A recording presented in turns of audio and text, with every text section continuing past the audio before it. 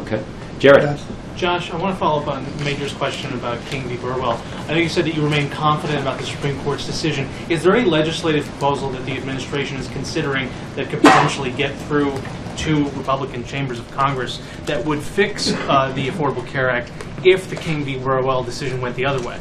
Well, Jared, we're confident that it's not going to go the other way. So there's no legislative consideration happening to hedge any of those bets? Well, Republicans have indicated that they're again determined to try to undermine the Affordable Care Act, and for some reason they think it's good politics to try to take health care away from people. I'm not sure exactly why that is, but that's the conclusion that they've reached. And they've said that they would block any sort of legislative improvements to the Affordable Care Act, and that's unfortunate, but that's the situation as it exists. That's why it's a good thing that we continue to be confident that the Supreme Court is going to take a look at the legislation and consider, what is a pretty straightforward reading, that the Congress intended for individuals who are qualified to accept tax credits to make their health care more affordable can actually accept them.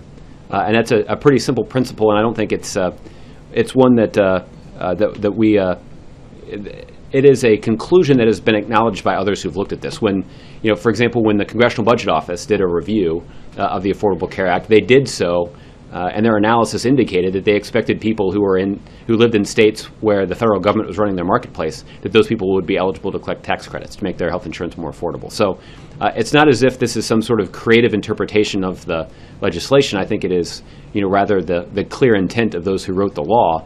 Ultimately, it's the Supreme Court that has to decide this, but I think on its face, it's a matter of common sense. So since